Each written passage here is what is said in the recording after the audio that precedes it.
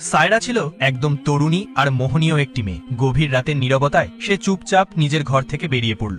ধীর পায়ে হাঁটতে হাঁটতে পৌঁছে গেল জনমানবহীন মরুভূমির প্রান্তে। তখন রাত প্রায় 1:30 বাজে। চারদিকে নিস্তব্ধতা, যেন পৃথিবী ঘুমিয়ে আছে। নরম বালির টিলার ওপর পা ফেলে ধীরে ধীরে সে উপরের দিকে উঠতে থাকলো। শীতল হাওয়ার ঝাপটা তার খোলা চুলে খেলা করছিল। কিছু সময় পর সায়রা দাঁড়ালো মরুভূমির চূড়ায়। সেখান থেকে চোখে পড়ল দূরে একটা ভাঙাচোরা কাঠের কুড়ে ঘর। সে ধীরে ধীরে কুড়ে ঘরের দিকে এগোলো। এ সময় চারপাশের অন্ধকার আরো ঘন হয়ে উঠল। দরজার কাছে এসে সে থেমে গেল। দরজাটা বন্ধ। কৌতূহল নিয়ে একটা ছোট্ট ছিদ্রের ভেতরে তাকালো। তারপর পার্স থেকে একটা আয়না বের করে নিজের চুল ঠিক করলো, জামা কাপড় গুছিয়ে নিল, যেন নিজেকে সাজাচ্ছে। তারপর সাহস সঞ্চয় করে ধীরে ধীরে দরজায় কড়া নাড়লো। বারবার দরজায় নক করতে লাগলো আর আয়নায় নিজের মুখ দেখতে লাগলো। হঠাৎ দরজাটা কেঁপে উঠল। ভেতর থেকে বেরিয়ে এলো প্রায় 80 বছরের এক দুর্বল মানুষ, রফিক। তার চোখ সায়রার দিকে স্থির হয়ে গেল, যেন হঠাৎ কোনো স্বপ্নের মানুষকে সামনে পেয়েছে।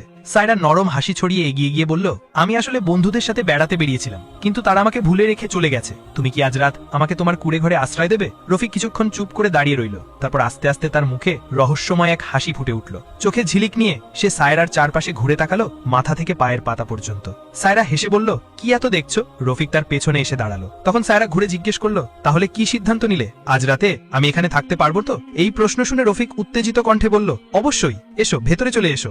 সায়রা শান্ত ভঙ্গিতে ভেতরে ঢুকে গেল। রফিক দরজার কপাট আটকে দিয়ে বলল, এখানে রাতে চোর ডাকাতের ভয় থাকে। সায়রা একটু থেমে হেসে বলল, আচ্ছা বুঝলাম। ভেতরে ছিল মাত্র 2টা ছোট ঘর। সায়রা একবার এ ঘরে একবার ও ঘরে উকি মেরে জিজ্ঞেস করলো, আমি কোথায় ঘুমাবো? রফিক মৃদু হেসে উত্তর দিল, যেখানে ইচ্ছা সেখানেই শুয়ে পড়ো। সায়রা ভদ্রভাবে বলল, তাহলে তুমি এ ঘরে ঘুমাও, আমি অন্য ঘরে থাকবো। রফিক কিছুক্ষণ তার চোখের দিকে তাকিয়ে থাকলো, তারপর মাথা নাড়ল, ঠিক আছে, যেমন তোমার ভালো লাগে। রফিক নিজের ঘরে শুয়ে পড়ল, কিন্তু মনটা অস্থির হয়ে থাকলো শুধু সায়রার চিন্তায়। অন্যদিকে সায়রাও শুয়ে শুয়ে ঘুমোতে পারছিল না। হঠাৎ বাইরে কুকুরের ডাক শুনে সে ভয় পেয়ে গেল। তাড়াতাড়ি উঠে রফিকের ঘরে ছুটে এলো। সে কাঁপা গলায় বলল, আমি ভয় পাচ্ছি, একা ঘুমোতে পারছি না। রফিক ঘুম ভেঙে অবাক চোখে তাকিয়ে বলল, কি হয়েছে? সায়রা কেঁপে কেঁপে বলল, আমি একা থাকতে চাই না, তোমার পাশেই থাকতে হবে। রফিকের মুখে আনন্দের আলো জ্বলে উঠল। সে আস্তে করে হেসে বলল, কিন্তু এখানে তো মাত্র একটা বিছানা, তুমি কোথায় শুবে? সায়রা কোনো উত্তর দিল না, বরং হাত ধরে বলল, চলো বাইরে যাই, আমার বুকটা ভার হয়ে আসছে। রফিক সঙ্গে সঙ্গে উঠে দাঁড়ালো, চলো, আমি তোমাকে বাইরে নিয়ে যাই। দুজনে একসাথে কুড়ে ঘর থেকে বেরিয়ে এলো। চারপাশে তখন রাতের অন্ধকার আর বালুর ওপর দিয়ে বয়েছিল ঠান্ডা হাওয়ার ফিসফিসানি।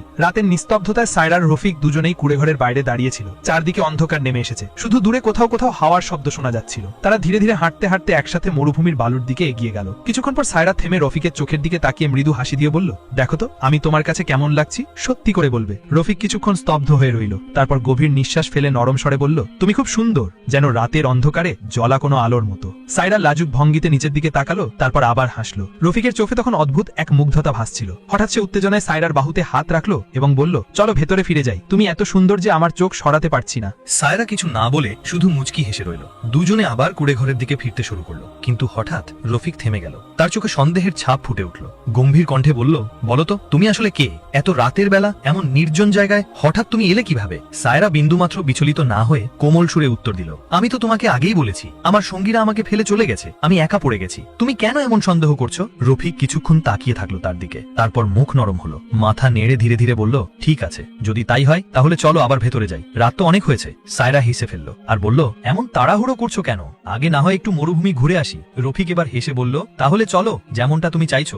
দুজনেই হাত ধরে বালুর ঢাল বেয়ে নামতে লাগলো। রাতের শেষ প্রহর এসে গেছে, আকাশে অন্ধকার আরো ঘন হয়ে উঠছে। হাঁটতে হাঁটতে রফিকের চোখে হঠাৎ ধরা পড়ল দূরের এক গুহা। অন্ধকারে ঢাকা সেই গহ্বর তার নজর কেড়ে নিল। সে উচ্ছ্বাসে বলল, চলো ওই গুহার ভেতরে ঢুকে দেখি। সায়রা হালকা ভয় পেয়ে বলল, না, ওখানে তো ভয়ঙ্কর অন্ধকার আছে, আমি ভয় পাচ্ছি। রফিক মুচকি হেসে উত্তর দিল, ভয় পেও না, আমি আছি তোমার সাথে, কিছু হবে না। তারপর ধীরে ধীরে দুজনেই সেই গুহার ভেতরে প্রবেশ করলো। ভেতরে অদ্ভুত এক ঠান্ডা বাতাস বইছিল। দেওয়ালের ভেজা স্পর্শে মনে হচ্ছিল ভেতরটা ভীষণ স্যাঁতসেঁতে। সায়রা সাবধানে সামনে হাঁটছিল আর রফিক ঠিক তার পেছনে। কিছু দূর যেতেই তারা থেমে গেল। একটা বড় পাথর পড়েছিল সেখানে। রফিক হাত দিয়ে ইশারা করে বলল, তুমি নিশ্চয়ই ক্লান্ত হয়ে গেছো, এসো এখানে বসে একটু বিশ্রাম নাও। সায়রা হালকা ক্লান্ত হাসি দিল এবং বলল, হ্যাঁ, সত্যি অনেক ক্লান্ত লাগছে। সে বড় পাথরের গায়ে হাত রেখে ধীরে ধীরে বসে পড়ল। গুহার ভেতরে তখন অস্বাভাবিক নীরবতা, শুধু হাওয়ার হালকা ফিসফিস শব্দ কানে আসছিল। চারদিকে অন্ধকার আর স্যাঁতসেঁতে ঠান্ডা পরিবেশ সায়রার মনে অস্বস্তি জাগিয়ে তুলছিল। রফিক ধীরে ধীরে সায়রার দিকে এগিয়ে আসছিল, তার চোখে যেন অদ্ভুত এক ঝিলিক। সায়রা তা টের পেল এবং হঠাৎ উঠে দাঁড়ালো। দৃঢ় কণ্ঠে বলল,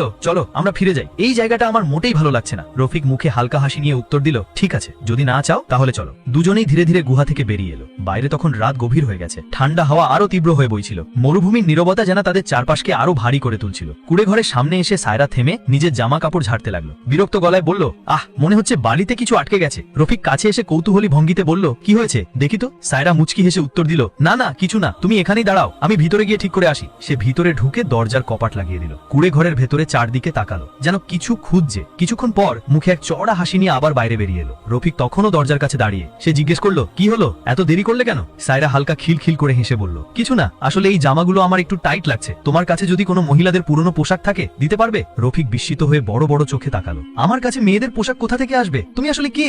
সায়রা নরম গলায় বলল, আরে আমি তো মজা করছিলাম, হয়তো কোনো পুরনো জিনিসপত্র পড়ে আছে। রফিক কিছুক্ষণ চিন্তায় দাঁড়িয়ে রইল। তারপর ধীরে ধীরে ভিতরে গিয়ে একটা আলমারি খুললো। তারপর সেখান থেকে লাল রঙের এক পুরনো স্যুট বের করে আনলো। হাতে দিয়ে বলল, এই নাও, অনেক পুরনো, হয়তো কাউর ফেলে যাওয়া। স্যুট দেখে সায়রার হৃদস্পন্দন মুহূর্তের জন্য দ্রুত হয়ে উঠল, কিন্তু সে মুখে শান্ত হাসি রেখে বলল, ঠিক আছে, এটা আমি পরে আসছি। সে অন্য ঘরে চলে গেল। রফিক দরজার কাছে বসে নিজের সাথে নিজেই বিড়বিড় করতে লাগলো, মেয়েটা সত্যি অদ্ভুত সুন্দর, কে জানে কোথা থেকে এলো। কিছুক্ষণ পর সায়রা লাল পোশাক পরে বেরিয়ে এলো। জানলার ফাঁক দিয়ে চাঁদের আলো পড়ছিল তার গায়ে। সেই আলোয় সায়রাকে যেন স্বর্গের কোনো অপসরী লাগছিল। রফিক তাকিয়ে একদম অবাক হয়ে বলল, অসাধারণ, এই পোশাকে যেন তুমি চাঁদের মতো ঝলমল করছো। সায়রা হালকা হেসে জবাব দিল, তুমিও কিন্তু ভালোই লাগছো। রফিক খুশিতে হেসে বলল, চলো এখন ঘুমিয়ে পড়ি, রাত অনেক হয়ে গেছে। সায়রা ধীরে ধীরে মাথা নাড়লো, তারপর শান্ত কণ্ঠে বলল, কিন্তু আমার খুব ক্ষুধা লেগেছে, কিছু খেতে দেবে? সায়রার কথায় রফিকের চোখ চকচক করে উঠল। সে তাড়াহুড়ো করে কুঁড়ে ঘরের এক কোণে চলে গেল। একটা পুরনো টকুলের ভেতর থেকে শুকনো রুটি বের করে নিয়ে এসে সায়রার হাতে দিল। সায়রা খিলখিল করে হেসে রুটি খেতে শুরু করলো। রফিক তখন তার দিকে একদৃষ্টে তাকিয়েছিল। সায়রা খাওয়ার ফাঁকে জিজ্ঞেস করলো, কি হলো, এমন ভাবে তাকিয়ে আছো কেন?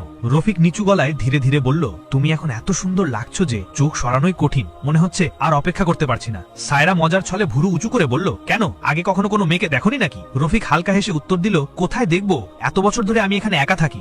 সায়রা চারদিকে তাকালো। হঠাৎ এক কোণে মেয়েদের এক জোড়া জুতো তার চোখে পড়লো। সে এগিয়ে গিয়ে জুতোটা হাতে তুলে নিয়ে বিস্ময়ের বলল, এটা আবার এখানে কি করছে? তুমি তো বললে একা থাকো। রফিক একটু হচকচিয়ে গেল, তাড়াহুড়ো করে বলল, আমি তো আগেই বলেছি অনেকে তাদের পুরনো জিনিসপত্র ফেলে যায়, হয়তো এটা সেরকমই কিছু। সায়রা হেসে দিল, আচ্ছা ঠিক আছে। সে জুতোটা রেখে অন্য ঘরের দিকে চলে গেল। রফিক চুপচাপ তার পেছনে পেছনে হাঁটলো। ঘরে ঢুকতেই সায়রা অনুভব করলো রফিক খুব কাছাকাছি দাঁড়িয়ে আছে। রফিক নিচু কণ্ঠে বলল, এখন তো আর সময় নষ্ট করা যায় না, রাত তো প্রায় শেষ হয়ে এসেছে। সায়রা তার দিকে তাকিয়ে মৃদু হাসি দিল। তারপর ধীরে ধীরে নিজের হাত উঠিয়ে তালু খুললো। সেখানে একটা ছোট বোতল ছিল। সে বলল, ঠিক আছে, তবে আগে এটা খাও, এটা তোমাকে শান্ত করবে। রফিক তখন পুরোপুরি আবেগে ভেসে যাচ্ছিল। এক মুহূর্ত ভেবে না দেখে সে বোতল থেকে তরলটা খেয়ে ফেললো। কিছুক্ষণের মধ্যেই তার শ্বাস ভারী হয়ে উঠলো, চোখ ঝাপসা হতে শুরু করলো। কাপা গলায় বলল, তুমি সত্যি অপূর্ব, তোমার মতো কাউকে আমি কখনো দেখিনি। সায়রা ঠোঁটে এক টুকরো হাসি নিয়ে শান্তস্বরে উত্তর দিল, মিথ্যে বলছো, তোমার অভিজ্ঞতা তো আমার থেকে অনেক বেশি। রফিক ঘোলা চোখে বলল, না, যতজনকে দেখেছি তুমি তাদের থেকে আলাদা, তুমি একেবারেই অন্যরকম। সায়রা তার চোখের গভীরে তাকিয়ে ফিসফিস করে বলল, তবুও আমি জানি তুমি মিথ্যে বলছো।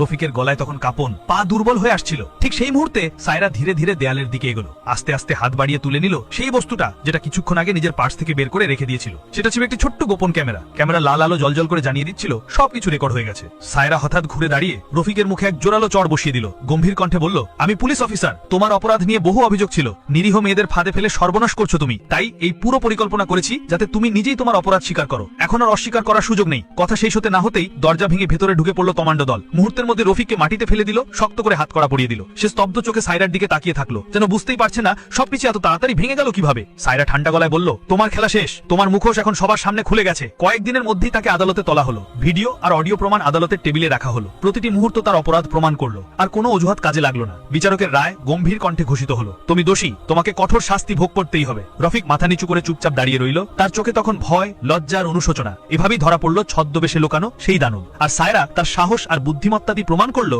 সত্য ও ন্যায়ের জয় অনিবার্য। দানব যতই মুখোশ পড়ুক, একদিন তা খুলে যায়। শেষে সমাজের চোখে রফিক রইল কেবল একটি লাশের মতো, জীবিত হলেও সম্মান, স্বাধীনতা আর শক্তিহীন এক দেহ আইন আর ন্যায় বিচারের শিকলে চিরতরে বন্দী। তো বন্ধুরা, এই ছিল আজকের ভিডিও। ভিডিওটি ভালো লাগলে লাইক, শেয়ার এবং সাবস্ক্রাইব করতে ভুলবেন না। ধন্যবাদ।